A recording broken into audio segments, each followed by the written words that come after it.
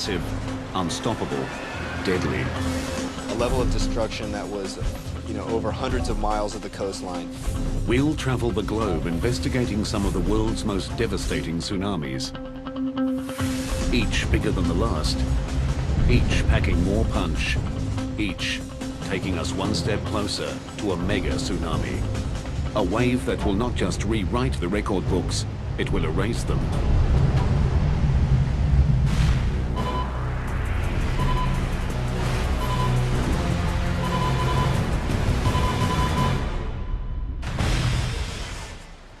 No coastline on the planet is truly safe from tsunamis.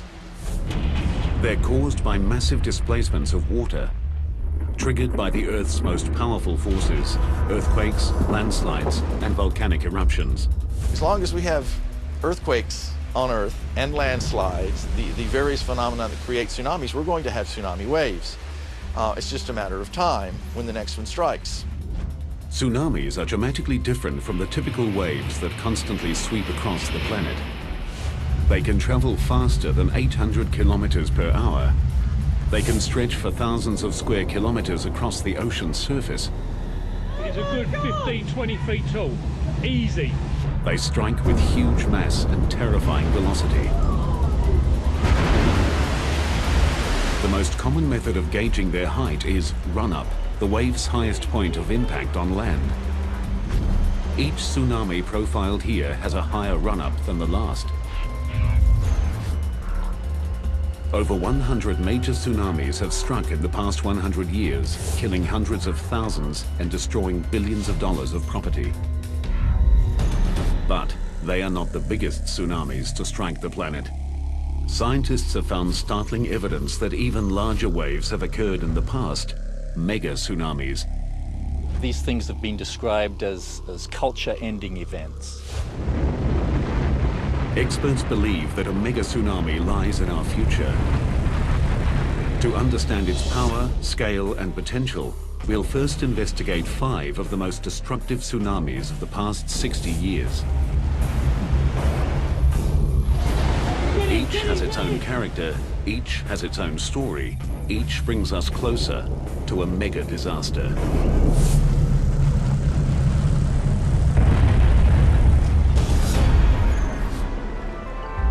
Hawaii is a tropical paradise that attracts millions of tourists. But this Pacific island holds a dark secret. It's blasted by more tsunamis than almost anywhere else on the planet.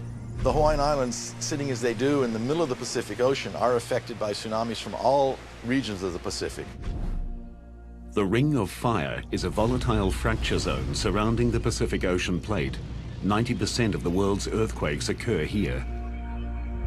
Earthquakes are the most common cause of tsunamis, which is why Hawaii gets hit often and from all directions.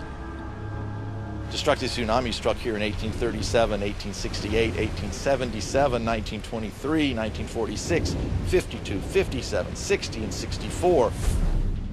This makes it the unofficial tsunami capital of the Pacific. 2:28 a.m., April 1st, 1946. A magnitude 8.1 earthquake rips through the Aleutian Islands off the coast of Alaska. A huge stretch of the ocean floor is uplifted, displacing the entire column of water above it. A massive pulse of energy propels a wall of water, a tsunami, towards Hawaii at nearly 800 kilometers per hour.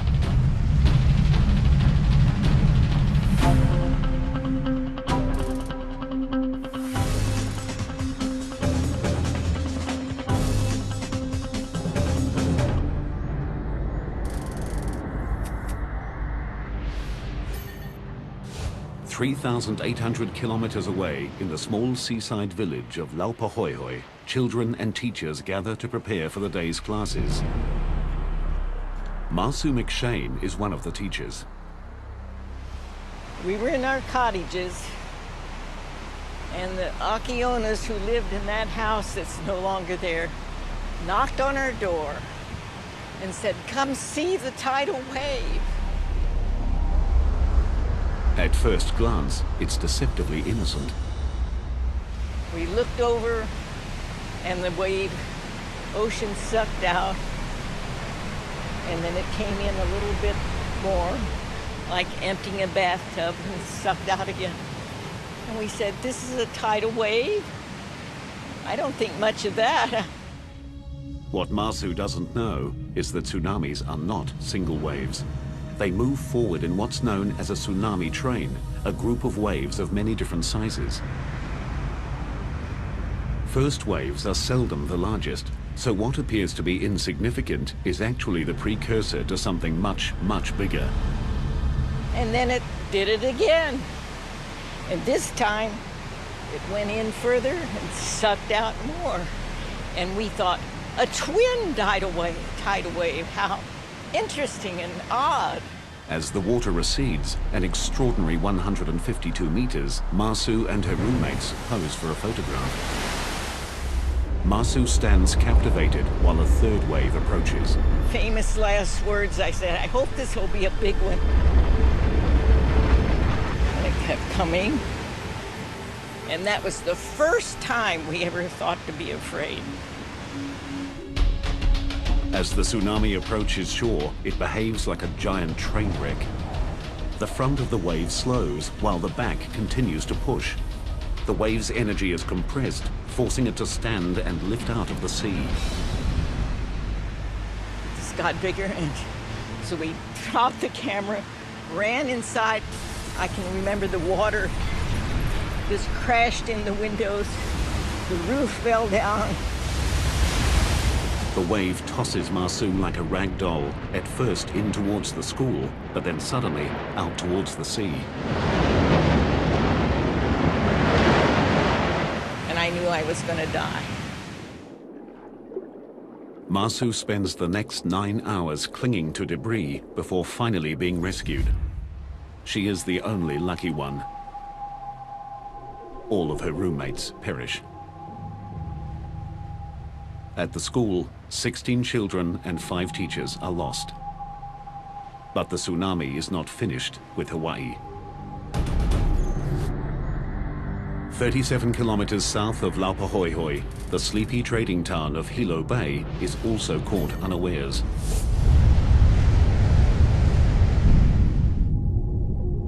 Here, the tsunami destroys nearly 500 homes and businesses, kills 96, and injures hundreds. Descriptions of the 1946 tsunami were that it came across the breakwater with the greatest of ease, just overcame it, and then washed across town. Other people describe seeing boulders blasted out as the water surged across. Walter Dudley is an oceanographer from the University of Hawaii in Hilo Bay. For more than 20 years, he's studied tsunamis. One of his most significant findings is that their destructive power is caused not just by the wave itself, but also by what's underneath them. Well, one of the things that makes them such an interesting phenomenon to study is that they are all different. And as they travel across the oceans, they're affected by the ocean floor along their tracks. So the waves are constantly being bent or refracted. And then as they come ashore, they are further altered. No two pieces of coastline are the same. Each has its own unique undersea topography that affects the waves differently. In Hilo, it is the natural rounded shape of the bay. You can think of a bathtub, and as little children get in a bathtub, they can slosh the water back and forth, and they quickly find out that there's a speed at which the water will really move. The first 2 waves to hit the bathtub-shaped Hilo Bay caused the water to slosh back and forth. When a third wave arrived, it combined with the sloshing water to produce a larger and more destructive wave.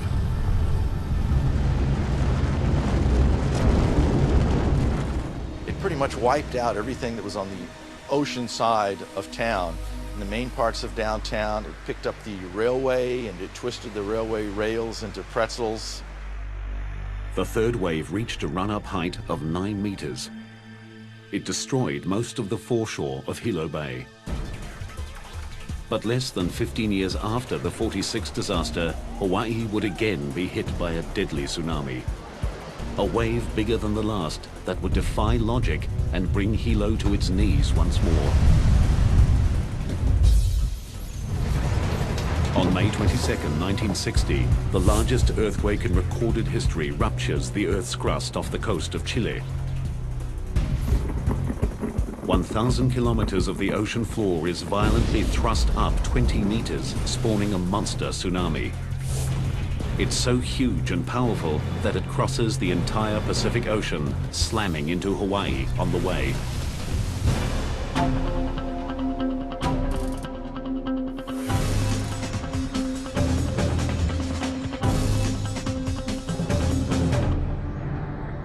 This time, technology installed since the 1946 quake warns residents of Hilo Bay 5 hours in advance.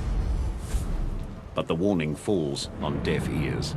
In the preceding 12 years, about 3 out of 4 alarms had turned out to be small tsunamis. So instead of inspiring fear, let's get away from this potential disaster, I think it inspired curiosity, because it is a fascinating phenomenon. Let's go down and watch. Although the civil defense were saying people evacuate, there were a lot of us, me included, that out of curiosity went down to look, to see what was going to happen. Local real estate agent Al Inouye and many others assume that because this wave is coming from the southeast and Hilo faces the north, the bay will be spared. They are wrong. Just after midnight, the first wave strikes. You could hear people yelling and screaming behind me that were being caught in the wave. That was an experience because, and it still stays in my mind, all this screaming and yelling, and I couldn't do anything about it. It sounded like several trains, rushing down a track. I mean, it was really a roar, and, you can hear the crashing of houses against each other. It's hard to describe. It was just a sound that you don't want to hear again. I mean, it was horrible. Dawn breaks on a nightmare. 61 people are dead and more than 700 buildings destroyed or severely damaged. The 1960 tsunami took locals and experts by surprise. After thorough study, scientists discovered a remarkable aspect of the tsunami.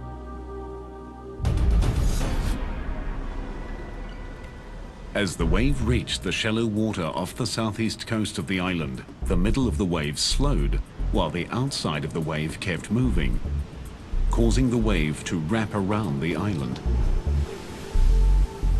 Then, just as in 1946, the natural shape of the bay added to the tsunami's destructive power.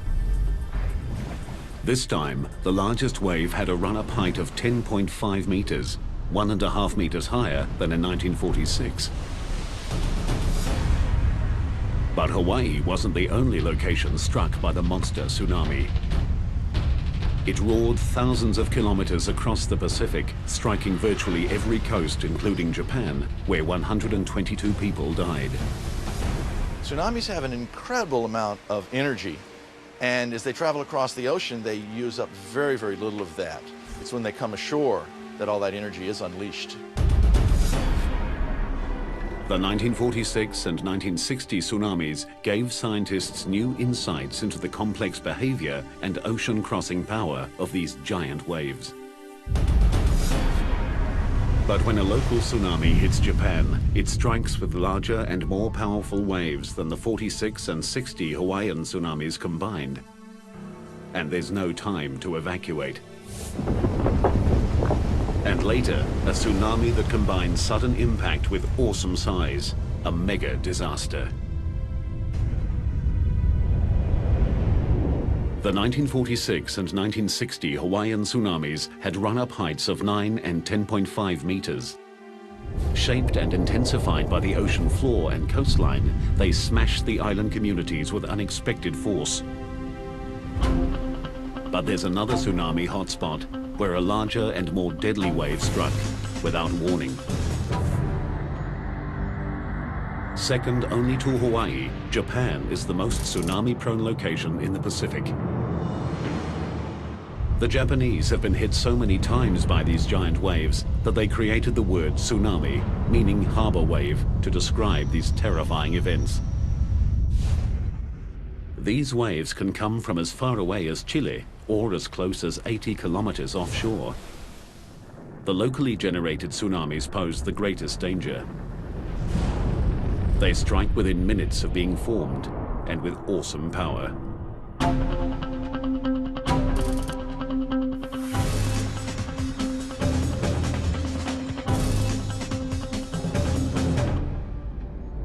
(10:17 p.m., July 12, 1993).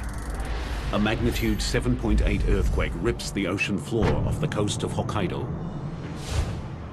The epicenter is only 80 kilometers from the tiny island of Okushiri and generates one of the biggest and most destructive tsunamis Japan has ever experienced. Fisherman Jiro Adachi from the village of Aonai knows about tsunamis.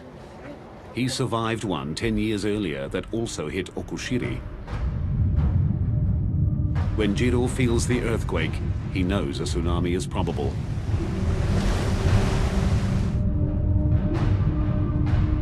He quickly evacuates his wife and children from their seaside home, sending them to higher ground in the car while he shuts off the gas.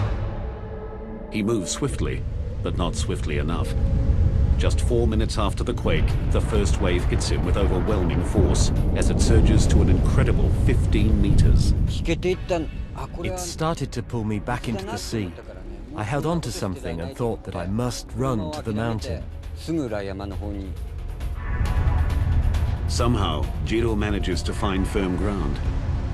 He flees to the safety of a nearby hill. In a few terrifying minutes, the tsunami destroys 80 houses and fishing shacks. But the danger is not over. Out of the darkness, a second wave strikes.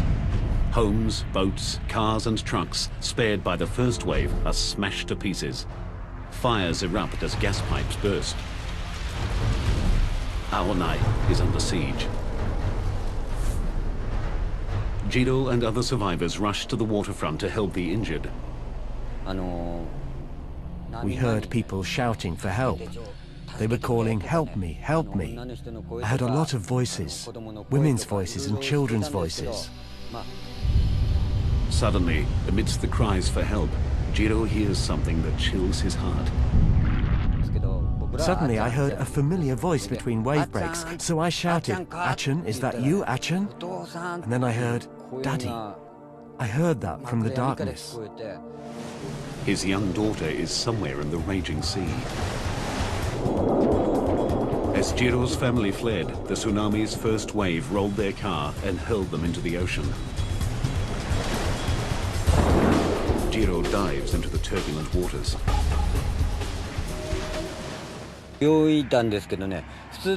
Normally I'm a great swimmer, but this was incredibly difficult. Sometimes I was swimming but I couldn't move forward at all. And other times I'd suddenly be pulled backwards by the sea. Miraculously, father and daughter make it to shore. 7 hours later, the Coast Guard finds Jiro's wife and son kilometers out to sea, clinging to debris. As dawn breaks, the tsunami's power becomes horrifically clear. Large parts of Aonai are completely flattened. Fires continue to rage, and most of the fishing fleet is lost. Across the island, 437 houses are destroyed and more than 800 severely damaged. 198 people are dead. The aftermath of the disaster confronts scientists with an intriguing mystery. The two waves that hit Aonai came from completely different directions. The first wave of the tsunami came from the west area where the seismic center was, and it attacked only the low part in the south area of Aonai. But the second wave came from the east, away from the tsunami's source. The second wave came in just 10 minutes after the first, and it attacked all of this area of Aonai.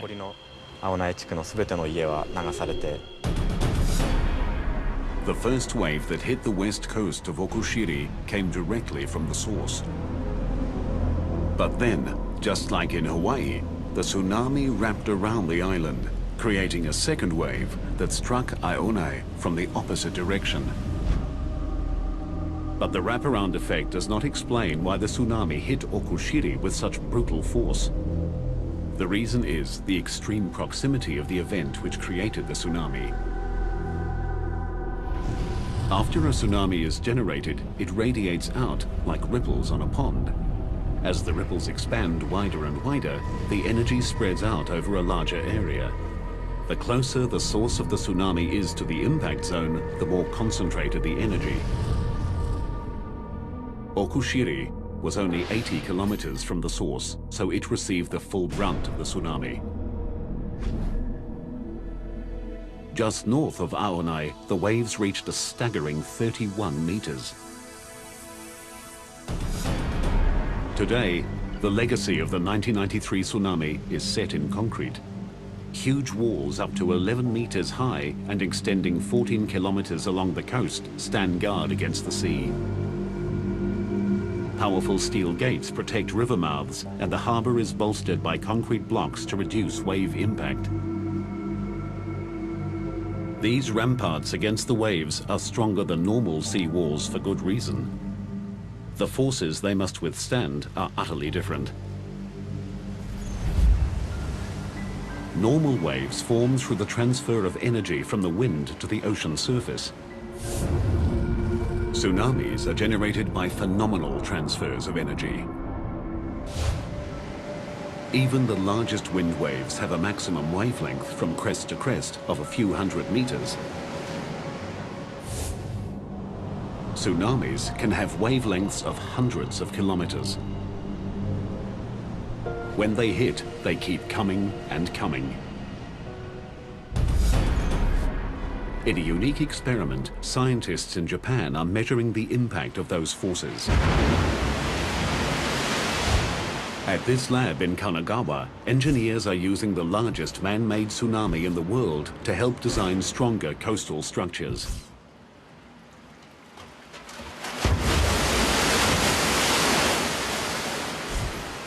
This machine can generate waves more than 3 meters high, propelling 300 cubic meters of water down a 180-meter long chute.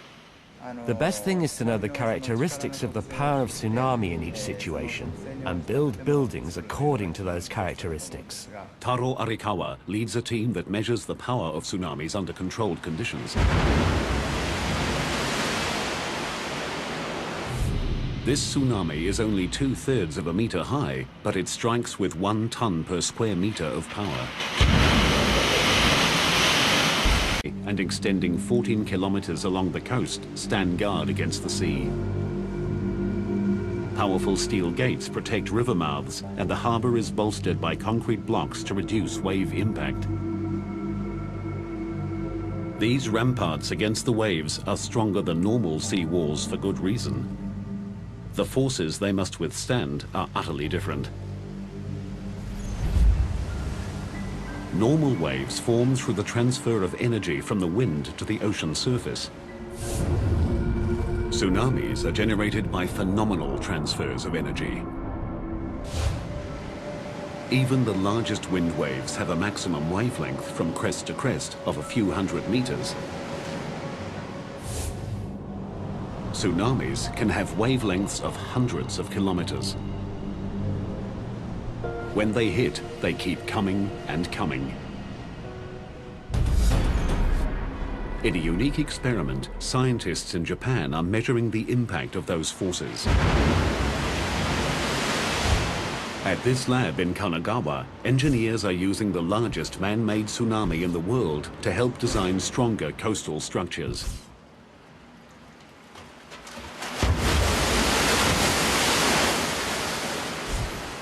This machine can generate waves more than 3 meters high, propelling 300 cubic meters of water down a 180-meter long chute. The best thing is to know the characteristics of the power of tsunami in each situation and build buildings according to those characteristics. Taro Arikawa leads a team that measures the power of tsunamis under controlled conditions. This tsunami is only 2/3 of a meter high, but it strikes with 1 ton per square meter of power. To demonstrate what that kind of power can do, Arikawa puts himself in the wave's line of fire. Without the rope and harness, he'd be swept away by this miniature tsunami. Bigger tsunamis are even more powerful. This 2.4-meter wave hits with the force of 10 tons per square meter. Even after the initial impact, it continues to surge forward with a sustained pressure of 4 tons per square meter. The tsunami in Okushiri was much higher and hundreds of times more powerful. Scientists here believe their studies will translate into stronger and better engineered structures, capable of withstanding tsunami strikes.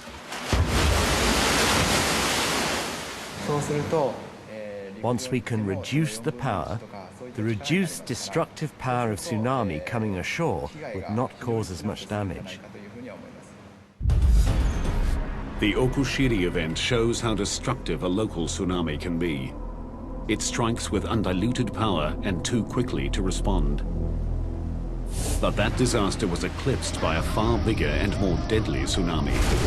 A wave generated by an earthquake so powerful it moved the entire planet. A wave that takes us one step closer to a mega disaster. The tsunami that hit Okushiri, Japan, came from just 80 kilometers away and reached a run-up height of 31 meters. It killed 198 people and destroyed most of the fishing village of Aonai. But it pales in comparison to the deadliest tsunami of modern times.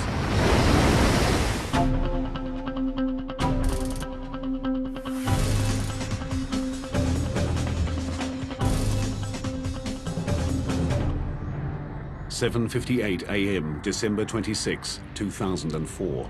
Deep in the ocean off the coast of Sumatra, Indonesia, 1,200 kilometers of the Earth's crust ruptures in the second largest earthquake ever recorded.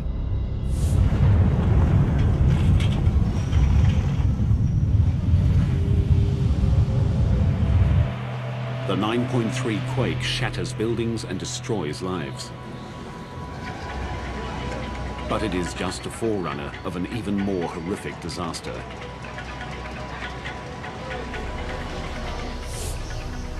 An epic tsunami spreads across the entire Indian Ocean, striking 12 countries. As with Okushiri, Japan, the local effects are the most immediate and the most devastating. 16 minutes after the quake and 250 kilometers from its epicenter, northern Sumatra is struck by 35-meter-high waves. The capital city of Banda Aceh is decimated. More than 160,000 people are killed. Coastal engineer Jose Borrero arrived in Banda Aceh 4 days behind the tsunami. I've seen hurricane damage, and I've seen some flood damage before, and I've seen a lot of tsunami after effects before also, but this definitely was the worst. What was amazing about it was the scale.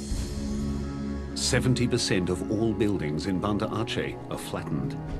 More than 70 kilometers of coastline show evidence of wave heights above 30 meters. It was a level of destruction that was, over hundreds of miles of the coastline, the same level of destruction. So it wasn't just isolated pockets of areas that were wiped out, but the entire coast and then the entire city of Banda Aceh.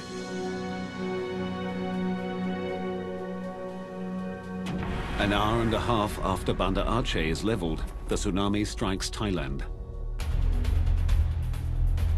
A wall of water swamps beachside villas, hotels, and villages. That wave is a good 15, 20 feet tall. Easy. Get in! More than 8,000 people die.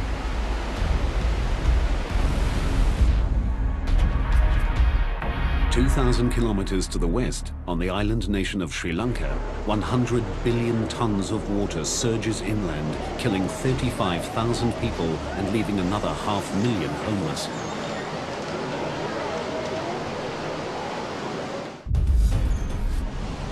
In all, nearly 230,000 people die in the most devastating tsunami in recorded history. the death toll higher than for all other major tsunamis in the past 300 years combined. The power of the earthquake that triggered the tsunami was staggering. The entire planet's sea level rose by 1/10 of a millimeter. Every spot on Earth moved at least 1 centimeter. As scientists struggle to comprehend the enormity of the event, a bizarre anomaly comes to light, one that took an additional tragic toll.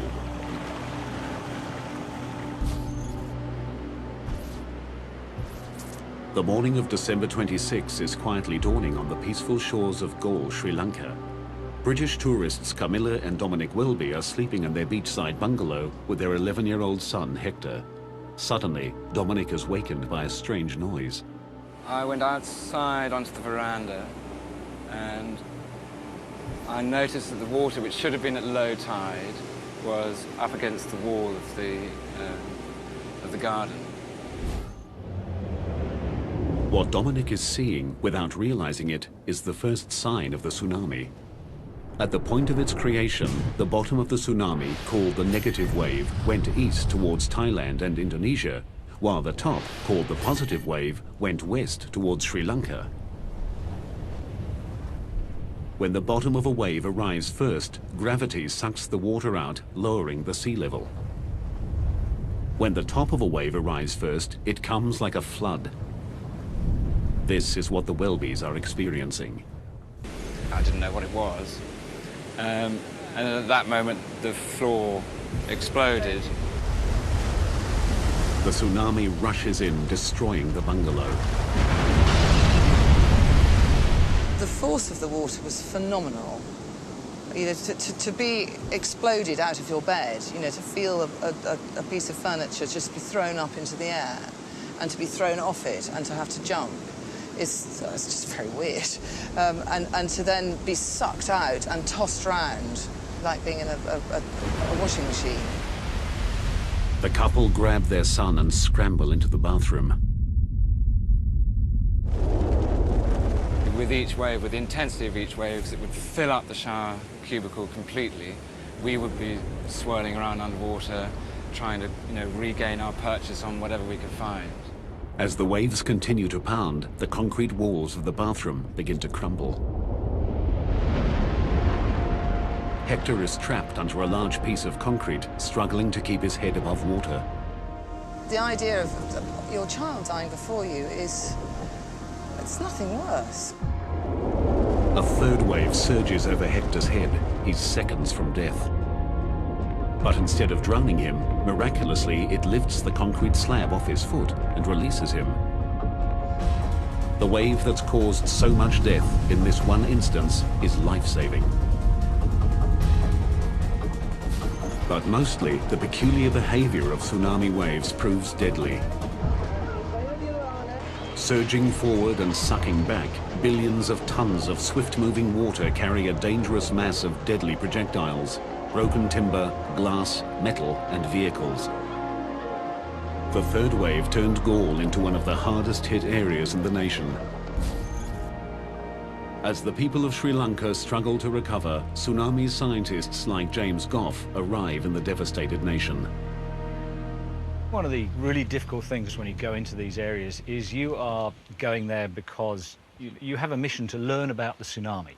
From a scientific point of view, it's very important to learn these things, and yet there is the human tragedy going on around you, and it's very difficult to isolate yourself from that human tragedy. Amidst the horror, Goff and his colleagues discover the oddity of the third wave. So there's Galle quietly sitting there, recovering from being hit by 2 waves, and then bang. How and why the Galle area was hit by this third wave intrigued experts.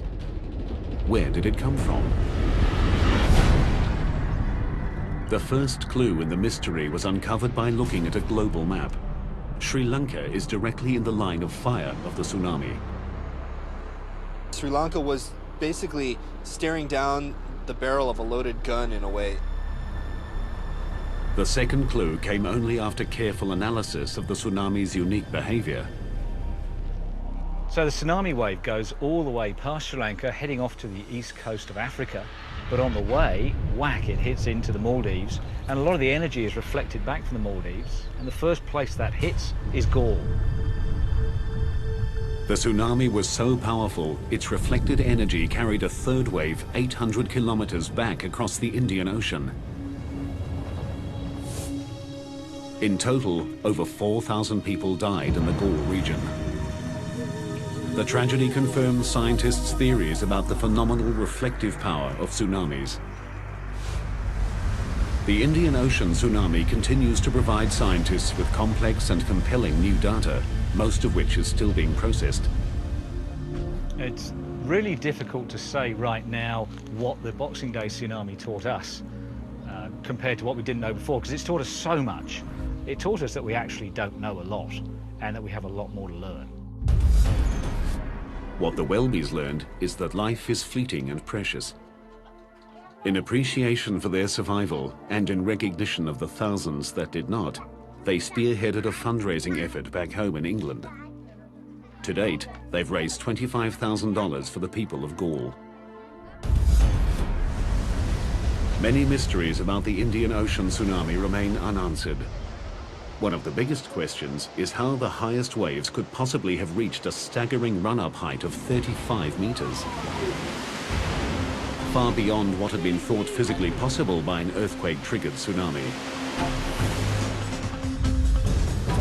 But as huge as that tsunami was, it is not the biggest wave to strike in recent history. Landslides can trigger a different kind of killer wave, producing a tsunami of monstrous size. And scientists believe a mega tsunami looms in our future, a wave of such epic proportions that nothing like it has been seen since prehistoric times.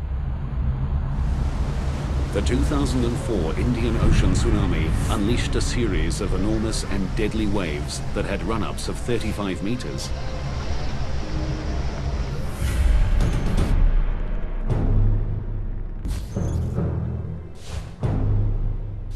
But they are dwarfed by another wave that forced scientists to become detectives.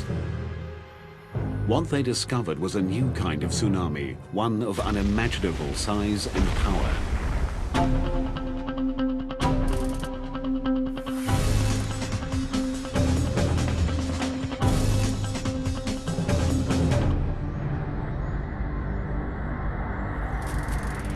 In a remote bay in southwest Alaska, a native legend tells of a beast that shakes the ocean and destroys those who walk its shores. In 1958, a local fisherman came face to face with that beast, a mysterious wave more than twice the height of the Golden Gate Bridge. The story of this incredible phenomenon began 5 years earlier, with 2 American geologists on assignment in remote Lituya Bay, Alaska. We were in the bay mapping the geology and primarily interested in the stratigraphy because of the oil potential of that part of the Gulf of Alaska. They didn't find any oil, but they did find one of the scientific mysteries of the century. George Plafka was one of the scientists. One of the obvious things you see when you're in that bay, if you're looking closely, is that the trees are of different ages as you go away from the shoreline. Plafka and his colleague noticed that a band of younger trees circled the entire bay hundreds of meters above the water. The scientists knew this dramatic change in vegetation meant a large-scale disaster had struck the area. But they saw no evidence of fire or avalanches. And so we speculated about what that could be and had all kinds of ideas about glaciers shoving forward very rapidly. The other was that there were submarine slides going on at some of the deltas along the margin of the bay, or that there was breakouts of large amounts of water up higher along the glaciers and then they flood down all of a sudden. We had everything except the right way, the right idea about how those waves could form. The geologists left Lituya Bay without solving their mystery. 5 years later, they got their answer. In 1958, Howard Ulrich takes his 8-year-old son, Howard Jr., on a fishing trip to Lituya Bay. So we went into our favorite anchoring spot and dropped our anchor and made supper, and finally about 9 o'clock we went to our bunks. An hour later, the boat starts shaking violently. An 8.3 earthquake centered 21 kilometers from Lituya Bay rips across the water. Howard and his son rush up on deck just in time to see the most amazing sight of their lives. It looked like a big explosion, like you've seen big explosions in the water on TV. That's exactly what it looked like. What happens next defies the imagination. As the spray started to settle down, out of the bottom of it came this huge wave. I would say that the wave was close to 1,000 feet high at that time, the actual wave. Traveling at an estimated 112 kilometers per hour, the liquid mountain is charging straight for Howard and his son. Just coal black and full of logs, just straight up and down. It was actually a pretty horrifying looking sight. I just thought, you know, this is the end. There's no way you're going to get out of this, you know. In a desperate attempt to keep control of his boat, Howard turns on his engine and drives directly into the beast. Started pulling all the anchor chain out, and when it got to the end of the chain, I thought it was going to pull the bow of the boat under, but it snapped that chain just like it wasn't even there. The giant wave lifts the tiny boat high into the air. And I looked out over the stern of the boat, and we were looking down on the trees. And I figured that's where we were going to end up. Unbelievably, their boat rides up and over the wave, and the Ulriches land back in the bay unharmed. 2 other vessels and their 4 occupants are not as lucky. This incredible footage was filmed the next day. Everything in the wave's path is destroyed, no trees are left standing, and most soil is ripped off down to bedrock. The run-up height of 1,740 feet is the world record, I think, for anything that's happened in historic time. And it was, you know, it's 500 feet higher than the Empire State Building. That's pretty big.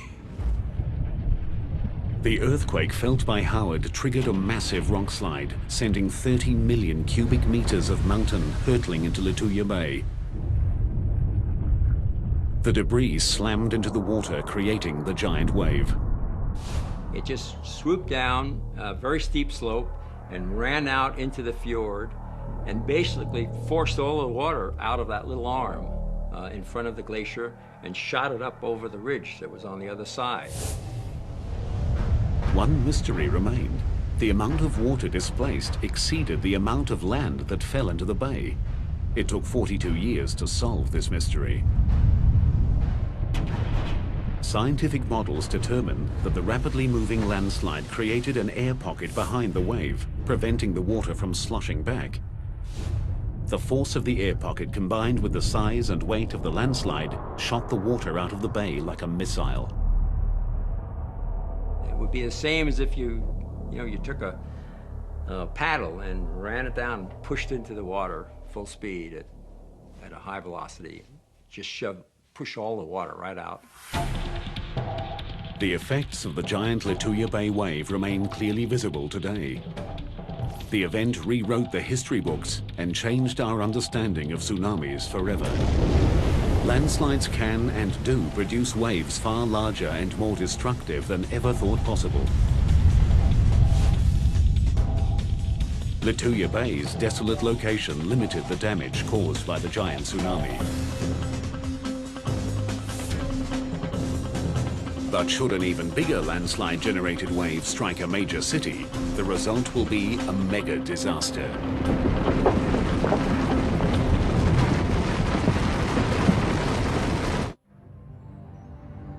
In 1958, a landslide-generated tsunami taller than the Empire State Building obliterated an Alaskan inlet. It was a devastating display of nature's power.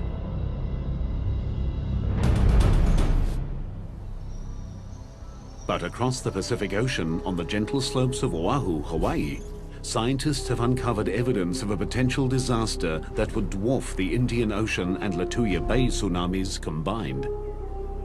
It's almost incomprehensible, the scale, the enormity of these things. It would be quite a view. Gerard Fryer is a geophysicist from the University of Hawaii.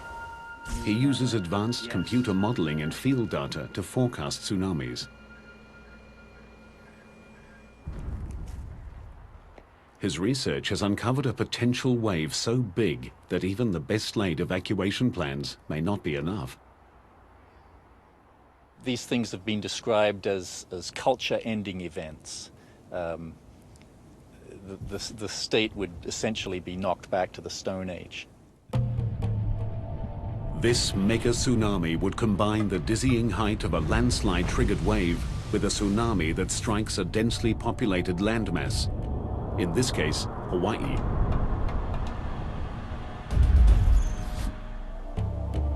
On the island of Oahu, locals and tourists alike flock to the sea, soaking in the perfect climate and idyllic lifestyle of one of the most iconic coastlines on the planet. But in our scenario, everyone is oblivious to the fact that less than 480 kilometers to the east, a disaster of biblical proportions is about to strike.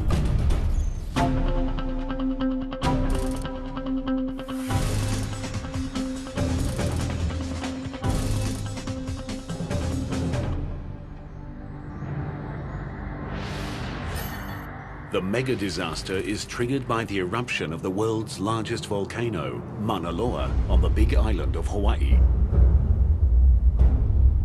In the case of Mauna Loa, and that's the 800-pound gorilla here, that's the big volcano that we have to worry about.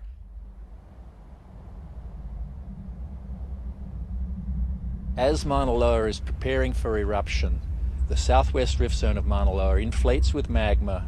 The entire mountain swells, which means that the outer slopes get steeper.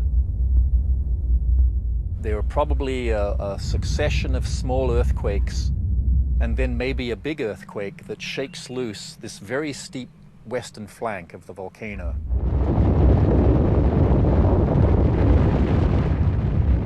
Almost 1,500 cubic kilometers of earth and rock plummet into the sea. On impact, the land displaces a massive amount of water. The ocean rushes back to fill the giant gap. From this cataclysmic disturbance emerges the tsunami, heading directly for Honolulu. Estimated time to impact, 30 minutes. This is the direction that a big tsunami would come from the Big Island. The wave first becomes visible as it stands and breaks on a shallow bank, 40 kilometers southeast of Honolulu.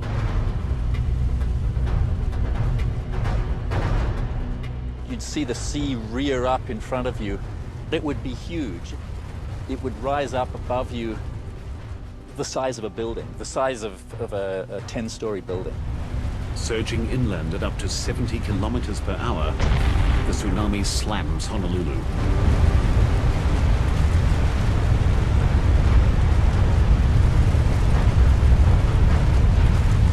Because the tsunami's energy stretches down to the ocean floor, this wave is not clean water. It's filled with sand, coral, and rock. Water penetrates 16 kilometers inland before being sucked back out to sea in a lethal maelstrom of wreckage.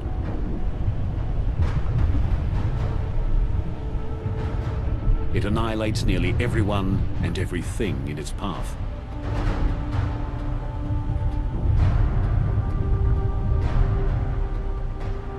These giant landslides, as far as we can tell, they seem to occur during periods of high sea level when the climate is warm. Quite why that is, we don't know. But we are in a warm period right now with high sea level. So we should expect something like this within the next 10 or 20,000 years. As the unofficial tsunami capital of the Pacific, Hawaii is preparing for the future. Scientists continue to develop a global network of warning systems based on real-time seismic analysis and deep-sea wave sensors. Alarms will sound as soon as 90 seconds after the initiation of even a small tsunami. Tsunamis are global-sized events with global ramifications. They combine the almost unlimited power of the Earth with the gargantuan might of the sea. They are a humbling reminder of the transience of man and the awesome strength of nature. While scientists learn more about tsunamis, engineers build stronger coastal barriers, and experts implement improved warning systems, individual vigilance remains essential. And you see the water withdrawing, strangely, curiosity shouldn't compel you to go down and see what's going to happen next. The alarm bell should be going off. It's something that we need to have embedded in our culture, in our knowledge base, and in our education so that we know what to do when the next tsunami happens. Not if, it's when. It's something we need to learn to live with. As long as we continue to have the phenomena that create these giant waves, we will continue to have tsunamis. It's just a matter of time before the next one strikes.